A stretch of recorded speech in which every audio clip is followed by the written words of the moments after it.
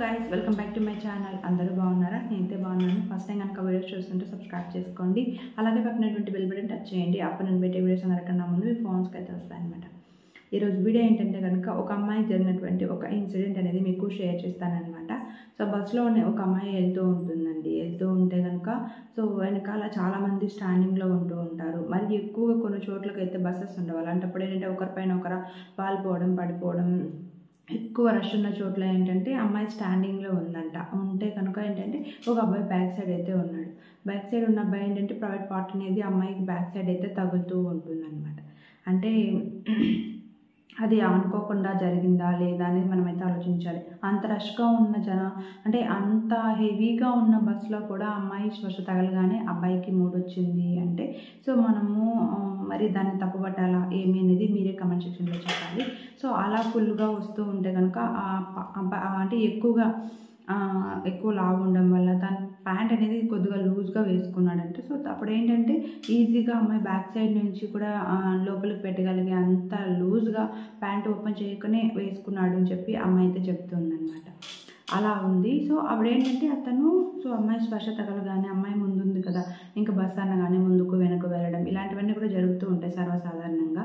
So అలా ముందుకు వెనక్కి వెళ్తూ ఉన్నప్పుడు ఆ పార్ట్ అనేది అమ్మాయి బ్యాక్ సైడ్ అయితే తగులుతూ ఉందన్నమాట. అంటే ఆ ఫీల్ అనేది అమ్మాయి కూడా వచ్చేస్తూ ఉంది అంట. ఇప్పుడు ఎక్కువ రష్ ఉన్నా ఏమి లేకపోయినా సరే వాళ్ళకి మూడు వచ్చినప్పుడు ఏంటంటే ఆటోమేటిక్గా అది లేస్తుంది. అది అందరికీ జనరల్ విషయమే.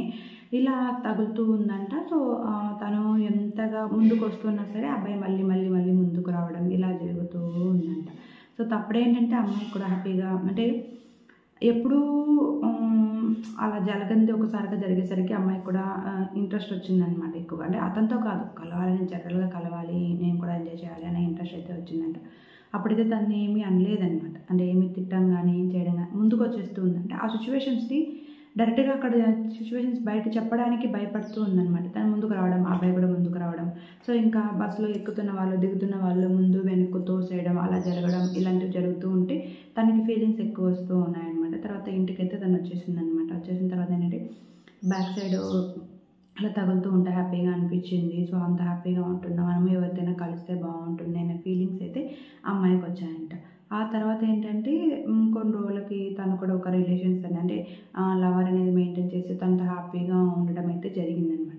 ఇదంతా చెప్పిన తర్వాత నేను చేసిన తప్ప కరెక్టా అని చెప్పి తనైతే అడిగిందండి. మీరేమనుకుంటున్నారు అనేది కమెంట్ సెక్షన్లో చెప్పండి.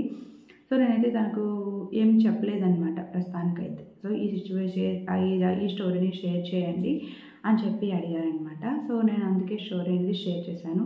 సో అబ్బాయి అలా బిహేవ్ చేయడం తప్ప లేదా అమ్మాయి ఏమనకపోవడం తప్ప ఏంటి అనేది ప్రతి ఒక్కరూ వీడియో కింద కమెంట్ చేయడం మాత్రం మర్చిపోకండి. Thank you for watching this video. Take care. Bye.